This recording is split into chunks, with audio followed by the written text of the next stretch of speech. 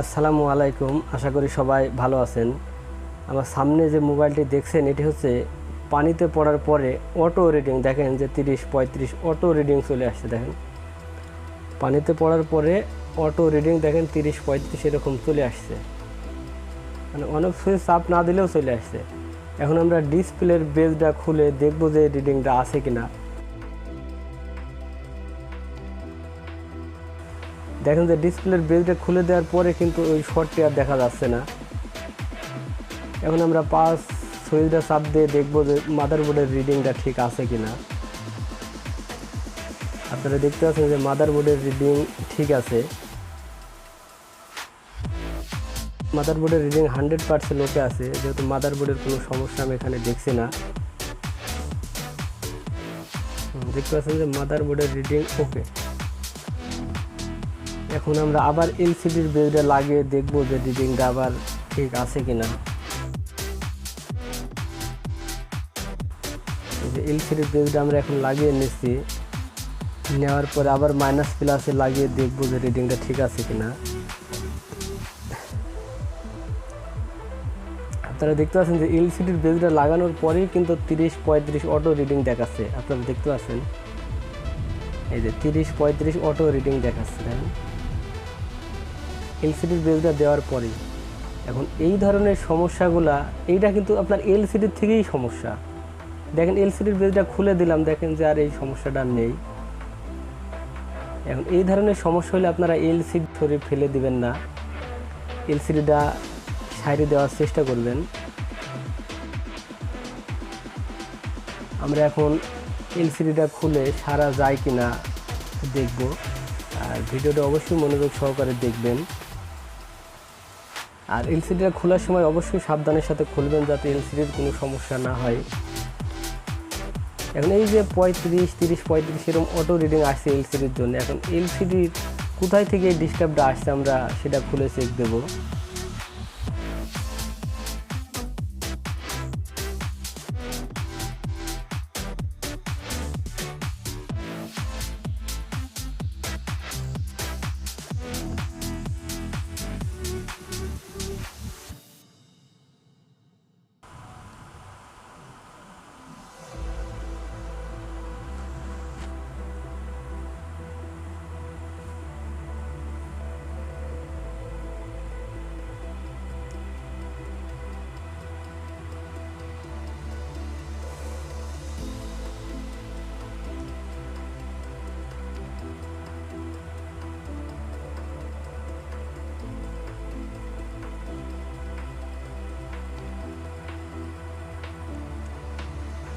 আমাদের এলসিডি খোলা কমপ্লিট। এখন এই ডিস্টার্ব যে 35 শর্ট আসছে কোথায় থেকে আসছে আমরা এটা চেক দেব। আগে ফার্স্টে চেক দেবো এই যে ক্যাপাসিটারগুলো আছে এলসিডির পেছনে, যে ক্যাপাসিটারগুলো থাকে, ক্যাপাসিটারের ওখানে কোনো শর্ট আমরা পেলাম না। এখন আমরা এই লাইটের যে বেজ আছে, এলসিডির যে লাইটের বেজ, যেহেতু এখানে 40-50 এরকম হচ্ছে ভোল্টেজ থাকে, এখান থেকে অনেক সময় সমস্যা হতে পারে। যেহেতু এলসিডির বেজ তোলার পরে ওখানে ক্যাপাসিটার যদি কোনো শর্ট না পান, আপনি চলে আসবেন যে লাইটিংয়ের যে বেজ, যা এখানে অনেক ভোল্টেজ থাকে, এখান থেকে সমস্যা হতে পারে। আমার মনে হচ্ছে এটা এখান থেকেই সমস্যা। এখন আমরা এটা তুলে নতুন করে আমরা ঝালাই করে আমরা দেখব যে শর্টটি আছে কি না।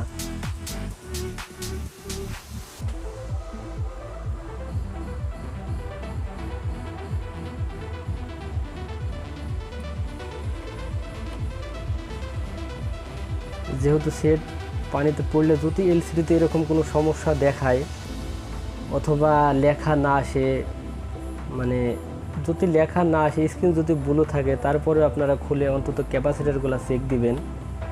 মনে করেন একটা সেট পানিতে পড়ছে, পড়ার পরে স্ক্রিন দেখতে পাচ্ছেন যে ব্লু, কোনো লেখা আসছে নাই, লেখা নাই, মানে স্ক্রিন ব্লু, এরকম যদি দেখেন, আপনি এলসিডিটা তুলে এলসিডির পেছনে যে ক্যাপাসিটারগুলো থাকে এগুলো অবশ্যই চেক দিবেন। এগুলো চেক দিতে দ্বারা আমাদের সমস্যা হচ্ছে না, খুলে অবশ্যই বাতিল না করে চেক দিবেন। আমাদের লাইটের বেজ লাগানো কমপ্লিট। এখন আমরা ভালো করে এটি ক্লিন করে লাগিয়ে আমরা আবার চেক দেব।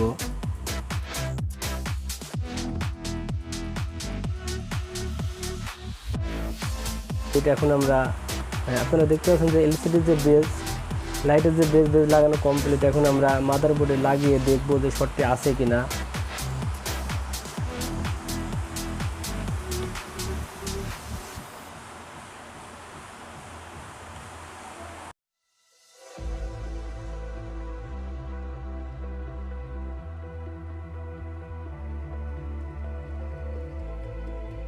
মোবাইল হসপিটাল বামুন্দি ইউটিউব চ্যানেলটি সাবস্ক্রাইব করে পাশে থাকবেন।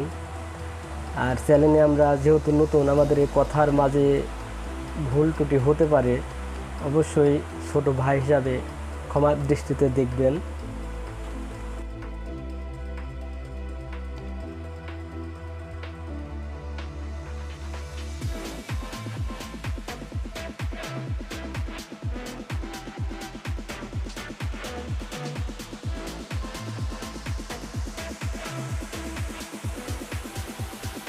মাদারবোর্ডে আমরা এখন লাগিয়ে নেব। লাগানোর পরে শর্টটি আছে কিনা দেখব।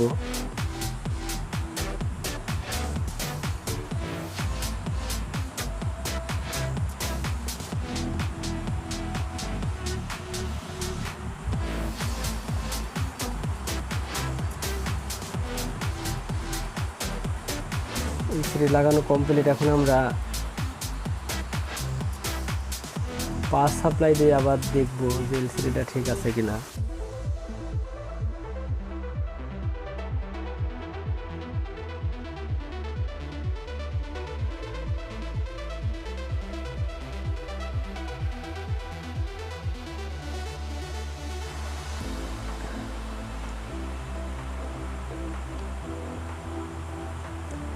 এখন শর্ট আছে কিনা আমরা পাওয়ার সাপ্লাই দেখব।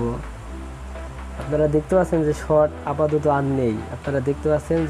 আপাতত আর নেই। শুধু ডিসপ্লে যে লাইটের যে বেস, ওই বেজে থেকে সমস্যা হয়েছিল, শর্ট হয়ে গেছিলো। ওখানে হয়তো বা পানি গেছিল, যার কারণে শর্ট হয়ে গেছিলো। আপনারা দেখতে পাচ্ছেন। এখন আমরা অন অফ সুইচটা মেরে দেখব। হ্যাঁ, দেখতে পাচ্ছেন যে সেটটি কিন্তু রানিং হচ্ছে। তারপরেও আমরা এখন ব্যাটারি লাগিয়ে চেক দেবো যে এলসিডিতে লেখা আসে কিনা, লাইট আসে কিনা।